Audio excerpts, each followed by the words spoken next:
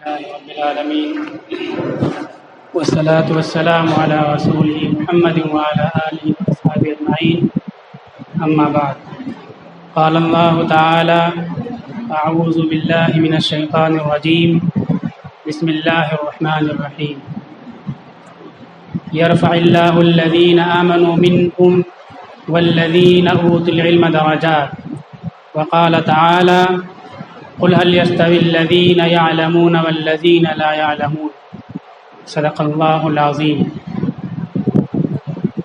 معزز سامعین، ایک مرتبہ درود شریف پڑھ لیں۔ اللہم صلی علی محمد النبی الامی وعلی آلہ وسلم تسلیما۔ ہم نے دو آیتوں کے ٹکڑے تلاوت کیے ہیں۔ ان دونوں آیتوں میں علم کے تعلق سے اللہ تعالیٰ نے ہدایت فرمائی ہے۔ پہلی آیت میں اللہ تعالیٰ نے اپنا ایک نظام اور قانون بتلایا ہے کہ قومیں، انسان، افراد کس طرح سے بلندی اور عزت حاصل کرتے ہیں، اور دوسری آیت میں بھی اسی بات کو بتلایا کہ جو علم والے ہوتے ہیں ان کو کیا مقام ملتا ہے، جو علم سے محروم ہوتے ہیں ان کا ٹھکانہ کہاں ہوتا ہے، کس پائیدان پہ ہوتے ہیں۔ موجودہ حالات میں علم کے تعلق سے جو باتیں میں عرض کر رہا ہوں، اس کو جاننا اور سمجھنا بہت ضروری ہے۔ جو اس وقت حالات چل رہے ہیں کووڈ-19 کے، کرونا وائرس کے، لاک ڈاؤن کے، پوری دنیا کے اندر، ان حالات کے پس پشت ہمارے ملک میں دو باتیں ہیں اور پوری دنیا میں ایک بات ہے۔ پوری دنیا میں جو چیز چل رہی ہے مختلف وجوہات ہو سکتی ہیں، اس میں ایک وجہ، ایک سبب فتنہ دجال ہے۔ رسول اللہ صلی اللہ علیہ وسلم نے فرمایا کہ جتنے انبیاء کرام آئے، تمام انبیاء کرام نے اپنی امت کو دجال کے فتنوں سے آگاہ کرایا اور ڈرایا اور اس کے فتنے سے بچنے کی ہدایتیں دی، اور ہم بھی تم کو ڈرا رہے ہیں، بتا رہے ہیں دجال کا فتنہ بہت ہی تباہ کن ہوگا، بہت ہی بڑی آزمائش کی شکل میں ظاہر ہوگا۔ بچپن میں جب ہم پڑھتے تھے دجال کے بارے میں کہ دجال آئے گا، اس کی پیشانی پہ کافرہ لکھا ہوگا اور وہ کہے گا مجھے خدا مانو، تو ہم انکار کر دیں گے۔ پھر وہ حدیث آتی ہے کہ یہ انکار کرے گا تو اس کو کاٹ کے دو ٹکڑے کر دے گا، پھر زندہ کر دے گا، پھر کہے گا دیکھو میں نے کاٹ کے زندہ کر دیا، اب مجھے خدا مانو۔ تو وہ ایمان والا کہے گا کہ اب تو اور یقین ہو گیا کہ میرے نبی نے جو کہا تھا کہ تم دو ٹکڑے کر کے زندہ کر دو گے، تم نے زندہ کر دیا، اب تم دجال ہو، اب کتنی بار مجھے کاٹو، میں تم کو خدا نہیں مان سکتا، ایک اللہ کو خدا مانوں گا۔ تو یہ بات جب بچپن میں پڑھتے تھے، سب نے پڑھا ہوگا، سنا ہوگا، تو سب کے دل میں یہ بات آتی تھی کہ کٹ جائیں گے لیکن دجال کو نہیں قبول کریں گے۔ دجال دجل سے بنا ہے لفظ، انسان کو احساس نہیں ہوگا، علم نہیں ہوگا، پتہ نہیں چل پائے گا کہ یہ دجال ہے، اس شکل میں، اس طریقے سے، اس انداز میں آئے گا۔ لیکن جو ایمان والے ہوں گے، ایمان کی جن کو فکر ہوگی، ایمان کی فکر کرتے رہیں گے، دین کی فکر کرتے رہیں گے، وہ پہچان پائیں گے۔ ہماری یہ آنکھیں جو آزاد ہیں، جو پاکیزگی سے دور ہیں، جن میں ناپاکی بھری ہوئی ہے، ان آنکھوں سے پہچاننا بہت مشکل، بہت دشوار ہو جائے گا۔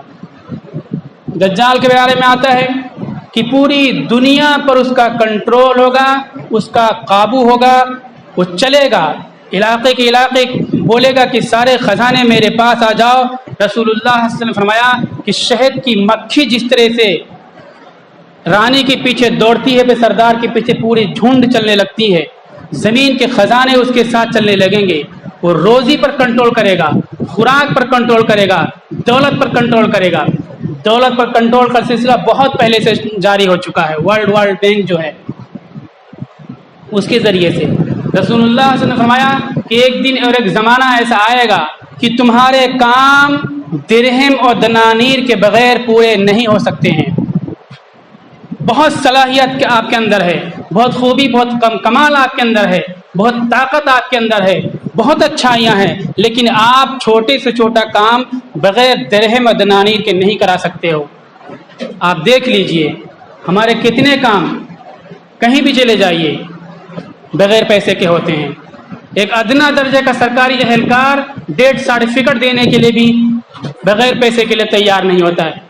مر گئے، مرنے کا سرٹیفکیٹ لینا اس پر پیسے لگتے ہیں، اور اللہ کے نبی صلی اللہ علیہ وسلم ہمارے درہم و دنانیر کام آئیں گے۔ درہم و دنانیر کا لفظ، درہم بولتے ہیں چاندی کے سکے کو، دینار بولتے ہیں سونے کے سکوں کو، یعنی یہ روپیے بھی کام نہیں آئیں گے۔ کیش لیس سلسلہ جو چل رہا ہے اسی کا ایک حصہ ہے، یہ نوٹ جو آ گیا اسی کا ایک حصہ ہے۔ ہمارے پاس 1 کروڑ روپیہ، 1 ارب روپیہ نوٹ کے رکھے ہوئے ہیں۔ رات میں کوئی پاگل، کوئی دیوانہ حاکم اعلان کر دے کہ یہ نوٹ بند ہیں تو نوٹ کاغذ کے ٹکڑے بن جائیں گے، کوئی کام نہیں آئیں گے۔ درہم و دنانیر کوئی بھی اعلان کر دے کہ نہیں چلیں گے، لیکن اس کی قیمت، اس کا ویلو ختم نہیں ہو سکتا۔ تو جو نظام ہے، 2 نظام کام کر رہے ہیں یہاں۔ بہت پہلے سے ایک نظام کام کر رہا تھا، اب دوسرا نظام آ گیا دجال کا۔ یہ جو ٹرائل ہے دجال کے نظام کا ٹرائل ہے، اس سے ہم کو ہوشیار رہنا چاہیے۔ یہاں پہلے ایک نظام کام کر رہا تھا کہ چند لوگ پڑھیں گے، چند لوگ اچھے کپڑے پہنیں گے، کرسی پہ بیٹھیں گے اور اچھے انداز میں زندگی بسر کریں گے، باقی لوگ گندگی صاف کرتے رہیں گے، شہر سے باہر رہیں گے، تعلیم نہیں حاصل کر سکتے، علم حاصل کریں گے تو کان میں ان کے سیسا پگھلا کے ڈال دیا جائے گا، کوئی علم کی بات زبان پہ کہہ دیں گے، زبان کاٹ دی جائے گی، ان کی آنکھیں پھوڑ دی جائیں گی۔ یہ نظام کام کر رہا تھا۔ اس نظام کو توڑنے کے لیے اس ملک میں بہت سی تحریکیں اٹھی، مہاتما گوتم بدھ کی تحریک اٹھی اور مہاویر جین کی تحریک اٹھی، تمام تحریکیں اٹھی، لیکن جن لوگوں نے نظام بنایا تھا ان لوگوں نے ان کے اوپر قبضہ کر لیا، ان کے نظام کو توڑ دیا، اور ظالمانہ اور ناانصافی پر مبنی قانون اس ملک میں رائج رہا۔ آخر میں اسلام آیا، اسلام نے تعلیم کو عام کر دیا، روزگار کو عام کر دیا، ہر کسی کو عزت اور راحت و سکون کے ساتھ برابری کا حق دیا۔ اب تلملائے ہوئے ہیں وہ لوگ جو اس طرح سے ظلم، زیادتی، ناانصافی کیا کرتے تھے، انہوں نے اسلام اور مسلمانوں کو نشانہ بنایا۔ ان سے مسلمانوں کا مقابلہ ہے، مسلمان ان کے در پہ آزار ہیں کہ مسلمانوں کی وجہ سے ہمارے ہزاروں سال کے غلام آزاد ہو گئے، کرسیوں پر بیٹھنے لگے، اور مسلمان خود ہماری غلامی نہیں کرتے ہیں اور ہمارے غلاموں کو بھی آزادی کا راستہ دکھاتے ہیں۔ ایک تو وہ ہمارے دشمن ہیں، اور وہ اس نظام پر عمل کر رہے ہیں کہ لوگوں کو کس طرح تعلیم سے محروم کیا جائے، لوگوں کو کس طرح روزگار سے محروم کیا جائے، لوگوں کو کس طرح غریب بنایا جائے۔ دوسرا نظام دجال کا نظام پوری دنیا میں کام کر رہا ہے۔ اس وقت اس کی پہلی ٹرائل ہے کووڈ-19 کی وجہ سے، تعلیم سے دوری، روزگار سے لوگوں کو محروم کیا جائے۔ بے روزگار لوگ ہوں گے، لوگوں کے اندر علم نہیں ہوگا، تو ایسے لوگوں کو غلام بنانا آسان ہو جاتا ہے، ایسے لوگ غلام بنا لے جاتے ہیں اور بڑے فخر کے ساتھ غلامی کو قبول کر لیا کرتے، جن کے پاس علم نہیں ہوتا ہے یا مجبوری کی وجہ سے جن کے پاس روزگار نہیں، وہ غلامی کو قبول کیا کرتے ہیں۔ تو غلام بنانے کے لیے، شیطان کی اطاعت کے لیے، دجال کی پیروی کے لیے یہ سب چیزیں چل رہی ہیں۔ ہمارے ملک میں 2 نظام، 2 چیزیں کام کر رہی ہیں، دجالی نظام، ایک یہ پرانا نظام۔ ہم نے 2 آیتیں تلاوت کی، اس میں اللہ تعالیٰ نے ایک ضابطہ بیان کیا کہ اللہ تعالیٰ کا نظام ہے کہ وہ لوگ جو ایمان لائے مطلب ٹوپی لگا لیا، چند نمازیں کبھی پڑھ لی، انشاءاللہ ماشاءاللہ سبحان اللہ بول دیا، یہ ایمان نہیں ہے۔ ایمان بالکل پکا یقین، جس طرح ہم آگ کو ہاتھ لگاتے ہیں ہم کو یقین ہوتا ہے کہ ہم جل جائیں گے، بالکل اس سے بھی زیادہ پکا یقین ہو کہ اللہ نے جو بات کہی وہ صحیح کہی ہے، اللہ کے نبی کا جو فرمان ہے وہ صحیح ہے، وہ ہو کر کے رہے گا۔ جس وقت بچپن میں دجال کے بارے میں پڑھتے تھے، گانے بجانے کے بارے میں پڑھتے تھے، سوچ نہیں سکتے تھے کہ یہ سب چیزیں ہو جائیں گی، لیکن آج ہو رہی ہیں۔ اس طرح پکا یقین ہو، رات کے اندھیرے میں، دن کے اجالے میں، لوگوں کے بیچ میں، تنہائی میں، کہیں بھی ہو، یقین ہو کہ اللہ کی طرف سے ویڈیو ریکارڈنگ چل رہی ہے، آڈیو ریکارڈنگ چل رہی ہے، فرشتے ہمارے اعمال کو لکھ رہے ہیں، اللہ کے ہم کو حساب دینا ہوگا، سارے اعمال دکھائے جائیں گے، پیش کیے جائیں گے، اس کے مطابق ہم کو بدلہ ملے گا، صحیح کر کے آئیں گے، اللہ کے احکام کے مطابق زندگی گزار کر کے آئیں گے تو ہم کو انعام ملے گا، اور اللہ کی نافرمانی کر کے معصیت کے ساتھ ہم نے زندگی گزاری ہوگی تو اس پر سزا ملے گی۔ یہ یقین ہو بالکل، اس کو ایمان کہتے ہیں۔ ایمان ہوگا، دوسری چیز جس کے پاس علم ہے اللہ ان کے درجوں کو بلند کرتے ہیں، ان کے رتبوں کو بلند کرتے ہیں۔ یہ ایسی چیز ہے، ایسا ضابطہ، ایسا قانون ہے کہ جس طرح سے ہم 2 × 2 = 4 کہتے ہیں، 2 ضرب 2 = 4، بالکل اسی طرح 2 2 4 کی طرح اللہ کے قانون ہے۔ جو بھی علم حاصل کرے گا، علم کے ساتھ ایمان ایک تو ہمارا ایمان ہے، اصل مطلب یہی ایمان ہے۔ ایمان کا ایک مطلب یہ ہے کہ کسی بات کا بالکل پکا یقین ہو جائے، غلط بات کا یقین ہے لیکن بالکل پکا یقین ہو، اس کو بھی ایمان کہتے ہیں۔ غلط ایمان ہے وہ، یہ صحیح ایمان ہے جس کے اندر یہ چیز ہوگی، دھن ہوگا اس چیز کا، اللہ تعالیٰ اس قوم کو عزت دیں گے۔ اس وقت دیکھیے اسرائیل فلسطین کا مسئلہ چل رہا ہے، آپ ان کے حالات کو دیکھیے تو ایسا لگتا ہے کہ وہ اللہ کے نبی صلی اللہ علیہ وسلم کے فرمودات کو اور حدیث کو سامنے رکھ کر کے اپنے پلان بناتے ہیں، اپنی ترتیب بناتے ہیں۔ رسول اللہ صلی اللہ علیہ وسلم نے فرمایا تھا کہ جب قیامت کے قریب عیسیٰ علیہ السلام ظاہر ہوں گے، دجال کا فتنہ عام ہوگا، عیسیٰ علیہ السلام لد کی جگہ پر قتل کریں گے، جس وقت باب لد پہ قتل کریں گے، جس وقت آپ نے فرمایا تھا لد، وہاں ایک چھوٹا سا گاؤں تھا، ایک گیٹ بنا ہوا تھا، اس کا نام تھا باب لد، باب مطلب گیٹ، لد نام تھا اس کا، وہاں قتل کریں گے۔ آج پوری اسرائیل کی چھاونی ساری چیزیں وہی بنی ہوئی ہیں۔ آپ نے فرمایا تھا کہ یہودی پوری دنیا سے وہاں اکٹھا ہو جائیں گے اور وہیں سب سے بڑا مارکا، سب سے بڑی جنگ ہوگی، تصور نہیں کیا جا سکتا تھا۔ ایک طرف سے دوسری طرف سے مسلمانوں کی حکومت تھی، پورے جزیرے عرب سے یہودی نکل چکے تھے، پورا جزیرے عرب پاک ہو چکا تھا، صاف ہو چکا تھا، خیبر سے نکل چکے تھے، بڑے بڑے محلات اور قلعے چھوڑ چکے تھے، دنیا کے کسی ملک میں ان کو پناہ نہیں مل رہی تھی، دنیا کی کسی حکومت نے ان کو پناہ نہیں دی، بے یار و مددگار، ننگے اور بھوکے کشتیوں میں فلسطین میں پہنچتے ہیں، فلسطینیوں سے بھیک مانگتے ہیں، فلسطین ایمانی تقاضے کے مطابق ان کی مدد کرتے ہیں۔ آج وہی ننگے اور بھوکے اتنی طاقت کے ساتھ کھڑے ہو گئے کہ 54 ملک بلکہ دنیا کے دوسرے ممالک ان اسرائیلیوں سے کانپتے ہیں۔ اسرائیل کا جب فلائٹ رن وے پر اترتا ہے تو اس کے ساتھ 2 حفاظتی گاڑیاں دوڑتی ہیں، چلتی ہیں، پوری دنیا میں ان کو اتنی حفاظت، اتنی سیکورٹی ملی۔ یہ اللہ کی طرف سے تکوینی نظام کے تحت ہو رہا ہے کہ بوچڑ خانے میں اسلام کے دشمن، اللہ کے باغی، اللہ کے نبی کے باغی، مریم علیہ السلام پر الزام لگانے والے، عیسیٰ علیہ السلام پر قتل کرنے کی کوشش کرنے والے، یہ بےہودہ قوم، اپنے نبی سے بغاوت کرنے والی قوم فلسطین میں جمع ہو جائے اور عیسیٰ علیہ السلام کے ہاتھوں سے ان کا قتل ہوا، ذبح کیے جائیں۔ اللہ کا نظام ہے۔ اسباب کے درجے میں غور کیجئے، جب وہاں یہ پہنچے فلسطین کے اندر تو سب سے پہلے جس چیز پہ محنت کی، جس چیز پہ کوشش کی، چپ چاپ تعلیم میں جڑ گئے۔ تعلیم کی وجہ سے ہر چیز میں آگے نکلتے چلے گئے۔ اللہ کے نبی نے فرمایا تھا غرقد درخت ان کو پناہ دے گا۔ اس وقت میں غرقد نہیں تھے، مدینہ میں کچھ غرقد کے درخت لگے ہوئے تھے، مکہ میں لگے ہوئے تھے۔ رسول اللہ صلی اللہ علیہ وسلم نے اس درخت کو کھدوا کے فکوا دیا، صاف کرا دیا کہ غرقد اللہ کے نبی کے باغیوں کا محافظ بن جائے گا، ہمارے شہر میں، ہمارے بستی میں درخت نہیں ہونی چاہیے۔ آج انہوں نے اپنی علم کے ذریعے سے فلسطین میں، اسرائیل میں چاروں طرف غرقد کے درخت لگا دیے۔ عرب ملکوں کو بڑے بڑے انعامات دے رہے حکومتوں کو کہ غرقد کا درخت لگاؤ، اپنے ملک کو بھی مہاراشٹر وغیرہ میں غرقد کے درخت ان کی تکنیک کے ذریعے لگائے جا رہے ہیں۔ تو علم میں اتنی محنت کی کہ آج سب خائف ہیں، ڈرے ہوئے ہیں۔ اب یہاں دیکھیں ایمان کی بات آتی ہے، یقین کی بات آتی ہے، پوری دنیا میں لوگ ڈرے ہوئے ہیں، حکومتیں ڈری ہوئی ہیں، سلطنتیں ڈری ہوئی ہیں، افواج ڈری ہوئی ہیں، لیکن نہتھے لوگ ان کے مقابل میں کھڑے ہیں۔ آسمان سے براہ راست ان کے لیے اللہ کی مدد آ رہی ہے اور اللہ ان کی نصرت فرما رہا ہے۔ اس کو یقین کہتے ہیں، ایمان کہتے ہیں۔ آپ نے فرمایا تھا کہ یہودیوں سے مقابلہ کرنے والے لوگ فلسطین میں ہوں گے، فلسطین کے آس پاس میں ہوں گے، پوری دنیا ڈری اور سہمی ہوئی ہے۔ روس اور چائنا جسے طاقتیں سے ڈرتی ہیں، لیکن وہ نہتھے بھوکے جن کے پاس ایک سوئی بھی نہیں پہنچ سکتی ہے اور دیا سلائی کی ایک کانٹی بھی نہیں پہنچ سکتی ہے، پھر بھی وہ مقابلہ کر رہے ہیں اور دانت کھٹا کر رہے ہیں، اللہ کی نصرت آ رہی ہے۔ تو ان کو کہاں سے ملی اسباب کے درجے میں بلندی؟ علم کی وجہ سے۔ اللہ نے نظام بتلایا، جس کا ایمان ہوگا، جس کے پاس علم کی دولت ہوگی، ہم اس کو عزت دیں گے، اس کے فتوحات دیں گے، اور جس کے پاس علم نہیں ہوگی وہ اہل علم کے برابر نہیں ہو سکتا۔ دوسری آیت نے تلاوت کی، سوال کے انداز میں اللہ تعالیٰ کہتے ہیں کہ نبی کہہ دیجئے، 40 پہ پہلے بیان ختم کروں گا، کہہ دیجئے کہ علم والے اور بے علم والے برابر ہو سکتے ہیں، سوال کے انداز میں، تاکہ سننے والا خود اس جواب دے اور سمجھے کہ بات بہت صحیح، بہت درست ہے۔ علم کے تعلق سے اسلام نے کتنی اہمیت ہے، کتنا زور دیا. آپ دیکھیے، ہم اقرا بسم ربک الذی پڑھتے ہیں، اس کی تفسیر سنتے ہیں، بس ایک مولوی صاحب کی بات سمجھ کر کے رہ جاتے ہیں اور پھر جا کر کے بریانی پلاؤ میں لگ جاتے ہیں. غزوہ بدر بہت بڑا غزوہ ہوا.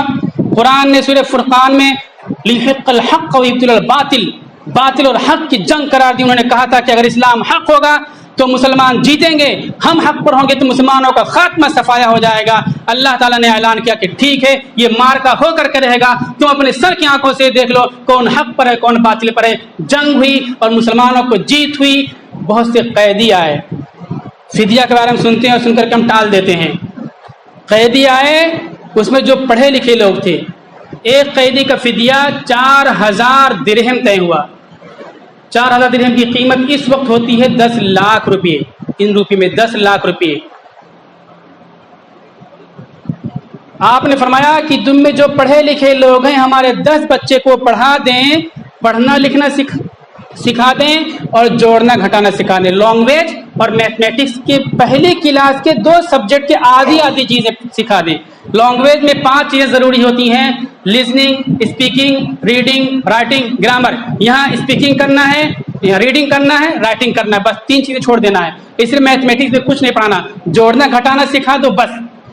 10 لاکھ روپیہ آپ کی فیس. ہم سوچیں گے کہ اللہ کے نبی صلی اللہ علیہ وسلم مدینہ میں حاکم بن چکے تھے، ایک بادشاہ، ایک حاکم کی حیثیت سے، ایک اسٹیٹ، ایک ریاست کے مالک تھے، اس لیے اتنا پیسہ خرچ کر دیا پڑھائی کرنے کے لیے. واقعی حاکم اور ریاست اسٹیٹ کے گورنر اور ذمہ دار تھے، اس کے باوجود کھانے کے لیے نہیں تھا. حضرت عائشہ رضی اللہ تعالیٰ عنہ کہتی ہیں کہ چراغ کے بارے میں کسی نے پوچھا کہ چراغ کیسے جلتا تھا. انہوں نے کہا کہ اگر چراغ جلانے کے لیے تیل ہوتا تو ہم بھوک سے اتنا پریشان ہوتے تھے کہ اس تیل کو پی جاتے، کھانے کے لیے نہیں تھا. پھر بھی تعلیم پر اتنا پیسہ پھونک رہے ہیں. ہمارے پاس پیسہ آ گیا تو سب سے پہلے بریانی اچھی بنائیں گے، دعوتیں اچھی کریں گے، ہر چیز کے لیے پیسہ، موبائل کے لیے پیسہ، جوتے کے لیے پیسہ، گاڑی کے لیے پیسہ، اور ناچ گانے کے لیے پیسہ، ڈی جے پی جے کے لیے ساری چیز کے لیے پیسہ. اگر پیسہ نہیں ہوتا ہے تو کس کے لیے؟ تعلیم کے لیے پیسہ نہیں ہوتا ہے. 10 لاکھ روپیہ فرسٹ اسٹینڈرڈ کے 2 سبجیکٹ کے لیے آپ صلی اللہ علیہ وسلم خرچ کر رہے ہیں وہاں. پھر 8 ہجری میں مکہ فتح ہو گیا. مکہ فتح ہونے کے بعد 10 ہجری میں مسجد نبوی میں چراغ پرائیویٹ پیسے سے تمیم داری رضی اللہ تعالیٰ عنہ کے روپے سے چلا. مکہ فتح ہونے کا مطلب پورا عرب فتح ہو چکا. پورے عرب کو فتح کر لینے کے بعد، پورے عرب کے فاتح حکمراں بن جانے کے باوجود ڈیکوریشن، سجاوٹ اور ان چیزوں پر توجہ نہیں دی. تعلیم تعلیم تعلیم تعلیم، صرف تعلیم پر توجہ دی. ایک ریزیڈینشیل اسکول میں قائم کیا، 8 مسجدوں میں قائم کیا. اب یہاں سے جو بات ہم کہنا چاہتے ہیں کہ ہمارے تعلیم کا سلسلہ رکا ہوا ہے، بالکل بند ہے. بے روزگاری کا مسئلہ بھی بہت بڑا ہو رہا ہے، بہت سے بے روزگار ہو گئے. تو تعلیم ہم دیکھیے، دوسری قوموں کے پاس اسکولی نظام کے علاوہ دوسرا متبادل نہیں ہے. ہمارے دین میں، ہمارے مذہب میں 3 سسٹم ایجوکیشن پلیس موجود ہیں. ایک ہے ڈیزرٹ بیسڈ ایجوکیشن سسٹم، جنگل بیابان میں رہ کر کے تعلیم حاصل کرنا، حدیثوں میں موجود ہے یہ. ایک ہے ہوم بیسڈ ایجوکیشن سسٹم، یعنی گھروں میں رہ کر کے تعلیم دینا. یہ 300 سال تک چلتا رہا. اور پھر آپ صلی اللہ علیہ وسلم نے اسکولی نظام بھی قائم فرما دیا تھا. اس وقت جو حالات ہیں دجالی فتنے کے تحت یا منووادی نظام کے تحت، اپنے ملک میں جو ہزاروں سال سے نظام کام کر رہا تھا کہ لوگ پڑھ نہ پائیں، لوگ جاہل رہ جائیں، اس نظام کے تحت جو نظام کام کر رہا ہے، لوگوں کو تعلیم سے دور کرنا، تعلیم سے محروم کر دینا. ہمیں اس نظام پر نہیں رونا چاہیے اور اس طرف توجہ نہیں دینا چاہیے. فوراً ہم کو سنت کی طرف دیکھنا چاہیے. اللہ کے نبی صلی اللہ علیہ وسلم نے کیا سنت پیش کی ہے، قرآن نے کیا نظام پیش کیا ہے. اسکولی سسٹم بند ہے تو ہوم بیسڈ ایجوکیشن سسٹم کھڑا ہوا موجود ہمارے پاس، ڈیزرٹ بیسڈ ایجوکیشن سسٹم موجود ہے. یہ میں اس لیے کہہ رہا ہوں کہ تعلیمی نظام بند ہے. بچے ہمارے کچھ نہ کچھ ضرور سیکھتے رہتے ہیں، رات دن سیکھتے رہتے ہیں. اگر موبائل میں بزی رکھا، موبائل میں لگائے رکھا تو نہ چاہتے ہوئے ہمارے بچے دجالی فتنے کا شکار ہو جائیں گے، بالکل حیوان اور درندے کی طرح آوارہ ہو جائیں گے، کتے اور بلی اور بندر کی طرح بے حیا بے شرم بن جائیں گے۔ آپ صلی اللہ علیہ وسلم نے فرمایا تھا کہ قیامت کے قریب بے حیائی اس طرح عام ہو جائے گی کہ کتے کی طرح، بلی بندر کی طرح، گدھوں گدھیوں کی طرح بے حیائی کی چیزیں پائی جائیں گی۔ اس وقت وہ سب سے بڑا ولی ہوگا جو بے حیائی کرنے والوں کو کہہ دے کہ تم اوٹ میں چلے جاؤ، یہ کہنے والا اللہ کا ولی ہوگا۔ تصور کیجئے اگر ہمارے بچے تعلیم سے دور رہیں گے تو بالکل اسی طرح بن جائیں گے۔ یہ برائی آ چکی ہے، یہ فتنہ آ چکا ہے، اب اس فتنے کی تیزی، شدت اور اس ہوا میں ہمارے بچے گرفتار ہو جائیں گے اگر ہم تعلیم پر توجہ نہیں دیں گے۔ 1911 میں سب سے پہلے ہندوستان میں فلم بنی تھی ہریش چندر، اس میں کردار ادا کرنے کے لیے عورتیں نہیں ملی تھی، مردوں نے وہ ساڑی بلاؤز پہن کر کے اپنے پروگرام پیش کیا تھا۔ لیکن آج دیکھیے ہر طرف رقص و سرور کی محفلیں سجی ہوئی ہیں، ہر طرف سے گانوں کی آوازیں آ رہی ہیں۔ آج کیا تصور کر سکتے؟ تعلیم، اب تعلیم کے لیے نظام پیش کیا، گھروں کی تعلیم، ہر گھر میں تعلیم کا نظام ہونا چاہیے۔ آپ نے فرمایا کہ تم میں جو پڑھے ہوئے لوگ ہیں وہ ان پڑھوں کو پڑھائیں، ورنہ ہم ان کو سزا دیں گے پڑھے ہوئے لوگوں کو، اور تم میں جو پڑھے ہوئے لوگ نہیں ہیں وہ پڑھے ہوئے لوگوں سے جا کر کے ان کے گھروں پر پڑھیں، اگر وہ پڑھنے نہیں جائیں گے تو ان کو سزا دیں گے۔ اب ہماری ذمہ داری یہ بنتی ہے کہ ہمارے بچے اسکولوں میں نہیں جا پا رہے ہیں اور نظام سسٹم کے مطابق نہیں پڑھ رہے ہیں تو پڑھے ہوئے لوگوں کو ڈھونڈیں، ان کے پاس اپنے بچوں کو پڑھنے کے لیے بتائیں، پڑھ بیٹھائیں اور ان کو وظیفہ دیں، ان کو ہدیہ دیں۔ اور جو پڑھے ہوئے لوگ ہیں وہ یہ کہہ کر کے کہ اسکول بند ہیں، ہم تو فرصت میں بیٹھے ہیں، اپنا ذاتی کام کرتے رہیں گے، اللہ کے نبی کو چہرہ نہیں دکھا سکتے ہیں، دربار نبوت میں میدان محشر ان کے سامنے حاضر نہیں ہو سکتے ہیں اگر محلے کے اڑوس پڑوس کے بچوں کو اکٹھا کر کے نہیں پڑھاتے ہیں۔ میں یہ بات کہنا چاہتا تھا کہ جو لوگ پڑھے ہوئے ہیں وہ پڑھائیں، بچوں کو اکٹھا کریں، جو لوگ پڑھے ہوئے نہیں ہیں، جو بچے ہمارے ٹہل رہے ہیں، پڑھے ہوئے لوگوں کو ڈھونڈ کر کے ان کے پاس وہ پہنچائیں۔ یہ ہوم بیسڈ ایجوکیشن سسٹم ہے، یہ سنت سے ثابت ہے، اللہ کے نبی کا حکم ہے، اللہ کے نبی کا ارشاد ہے۔ اگر نہیں پڑھنے بیٹھائیں گے، پڑھانے والے نہیں پڑھائیں گے، دونوں کے لیے آپ صلی اللہ علیہ وسلم نے سخت تنبیہ فرمائی کہ ہم ان کو سخت سزائیں دیں گے۔ تو ہم کو سزا، نبی صلی اللہ علیہ وسلم کی سزا نہیں چاہیے۔ دجال ہم کو کاٹ دے، یہ نظام اور سسٹم ہم کو پھانسی پہ چڑھا دے، یہ ساری سزائیں منظور ہیں۔ ہم کو آگ میں جلا دیا جائے، ٹکڑے ٹکڑے کر دیا جائے، یہ ساری چیزیں ہم کو منظور ہیں، لیکن آقا مدنی صلی اللہ علیہ وسلم ہم کو سزا دے، یہ ہم کو منظور نہیں ہے۔ یہ تو ہو گئی، ہم اگر تعلیم سے جڑتے ہیں، ہوم بیسڈ ایجوکیشن سسٹم کو کھڑا کرتے ہیں تو اس کا فائدہ یہ ہوگا کہ ہم رسول اللہ صلی اللہ علیہ وسلم کی ناراضگی سے، آپ کی سزا سے بچ جائیں گے۔ دوسرا فائدہ یہ ہوگا جو قرآن نے نظام پیش کیا، ضابطہ قانون بتلایا کہ تم عزت چاہتے ہو، سربلندی چاہتے ہو، آگے بڑھنا چاہتے ہو، تمہارا قانون یہ ہے کہ تم تعلیم سے جڑ جاؤ، تعلیم ہر حال میں حاصل کرو۔ تعلیم حاصل کرنے کے لیے میرے نبی نے سنت پیش کر دی ہے کہ کھانا کھانے کے لیے نہیں تھا، اچھے کپڑے نہیں تھے، مسجد میں چراغ نہیں تھا، گھروں میں اجالا نہیں تھا، روشنی نہیں تھی، لیکن 10 بچوں کی پہلے کلاس کی تعلیم کے لیے 10 لاکھ روپیہ خرچ کر دیا تھا۔ میرے نبی کی سنت کو سامنے رکھ کر کے اپنے بچوں کی تعلیم سے غفلت مت کرو۔ مسلم شریف کی روایت ہے، کفا بالمرء اثما ان یؤذی من یقوت، انسان کے گنہگار اور مجرم ہونے کے لیے یہ بات کافی ہے کہ وہ ان لوگوں کو ضائع کر دے جن کو کھلاتا پلاتا ہے۔ اپنے بچوں کو کھلاتے پلاتے ہیں، اچھا کپڑا پہناتے ہیں، موبائل دے دیتے ہیں، لاڈ و پیار کرتے ہیں۔